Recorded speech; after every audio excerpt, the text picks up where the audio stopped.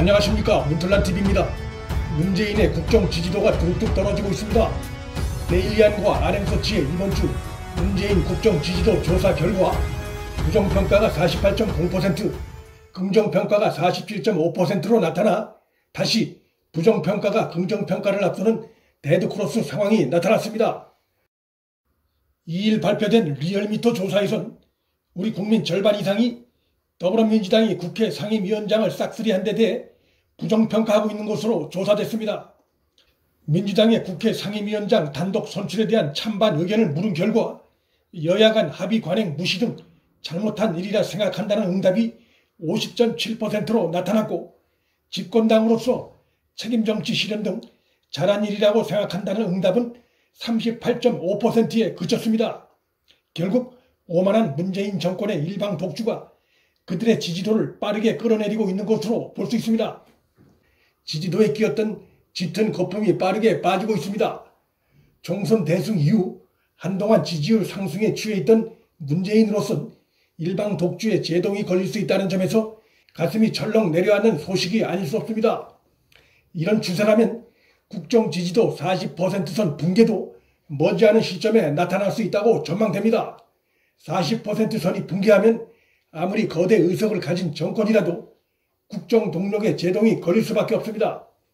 이러한 결과는 개성 남북 공동연락사무소 폭파로 상징되는 대북정책의 파탄, 인국공 사태가 상징하는 현 정권의 포퓰리즘적 고용정책에 대한 2030 세대의 분노, 하루가 멀다 하고 윤석열 검찰 압박 발언을 쏟아내고 있는 여권과 장관 취미의 경박한 언행 논란, 서민 울리는 부동산 규제책 남발 등 지난 한 주간 국내 정치권을 흔들었던 문 정권발 정책 악재들이 그 주요 배경이라 할 수 있을 것입니다.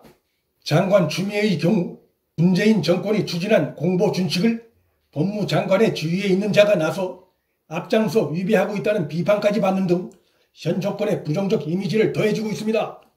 서울중앙지검 수사팀이 사건에 연루된 한동훈 검사장을 소환한 사실이 추미애의 입을 통해 알려졌는데, 추미애는 1일 검사장급 피의자에 대해 수요일 소환을 요청했는데 한 검사장이 자문단 결과를 보고 나오겠다며 불출석했다는 것을 들었다고 말했습니다.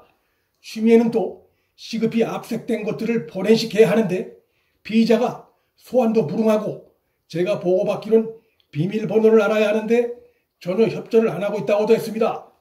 추미애의 이 같은 발언들은 문 정권이 자화자찬했던 피의사실 공표 금지를 담은 공보 준칙을 장관이 앞장서 어긴 것입니다. 형사사건 공개 금지 등에 관한 규정, 법무부 훈령은 사건 관계인의 소환 일정 등 공개를 금지한다고 되어 있기 때문입니다. 이 언행 하나만으로도 추미애가 법무장관 자격이 없다는 것이 잘 드러납니다. 1일 발표된 RM서치 여론조사에서 더 눈에 띄는 것은 더불어민주당 지지율도 급락하며 미래통합당과의 지지율 격차가 오차 범위 이내로 좁혀진 것으로 나타난 것입니다. 더불어민주당 지지율이 32.0%로 나타나 전월 대비 8.7%포인트 급락했고, 반면 미래통합당 지지율은 28.5%로 전월 대비 9.5%포인트 급등했습니다. 이로써 두 정당의 지지율 격차는 오차 범위 내인 3.5%포인트로 크게 줄었습니다. 민주당의 하락폭이 크고 통합당의 상승폭이 크다 보니 전주에 크게 벌어져 있던 양당의 격차가 이렇게까지 좁혀진 것입니다. 2일 발표된 리얼미터 조사에서도 더불어민주당이 3.1%포인트 내린 38.1%로 미래통합당이 1.9%포인트 오른 30.0%를 기록하며 양당 간의 격차가 다시 한 자릿수로 좁혀진 것으로 나타났습니다.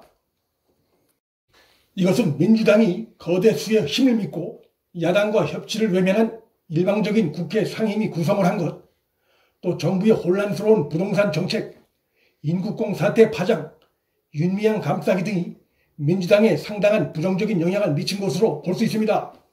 최근 몇 주간 대법원의 여론조사 결과가 보여주는 특징은 문 정권의 국정 지지도가 눈에 띄게 뚝뚝 떨어지고 있다는 것입니다. 처한 정치적 입장에 따라 달리 볼 수 있는 정치적 이슈와 달리 이렇게 지속적으로 눈에 띄게 지지도가 떨어진 최근 결과는 역시 문 정권의 정책의 실패가 주된 원인이라고 볼 수 있습니다.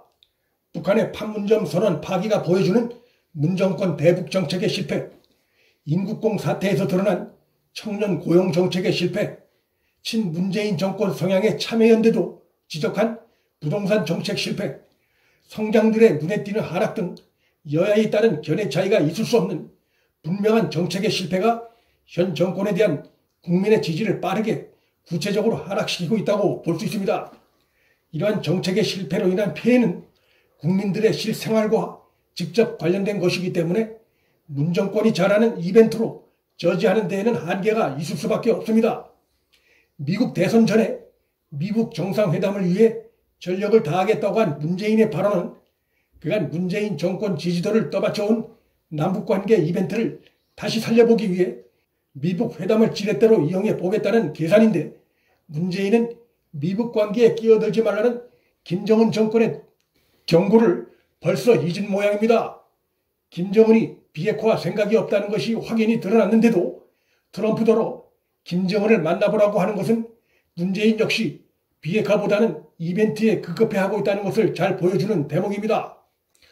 국민과 기업에 큰 영향을 주는 대북 정책이나 노동 정책, 부동산 정책, 기타 경제 정책 등에서 문 정권이 지난 3년간 보여온 능력을 볼 때 향후 반전할 가능성이 별로 보이지 않는다는 점에서, 또 총선 이후 거대 의석을 믿고 오만한 행태를 보여오고 있다는 점에서 문재인의 지지도와 그의 영향을 받는 민주당의 지지도는 앞으로도 계속 하락할 가능성이 매우 높다고 전망됩니다. 추락을 거듭하는 데에는 다 그럴 만한 이유가 있습니다. 문틀란TV 여기서 마칩니다. 구독과 좋아요, 알림 설정은 방송 제작에 큰 힘이 됩니다. 시청해 주셔서 감사합니다.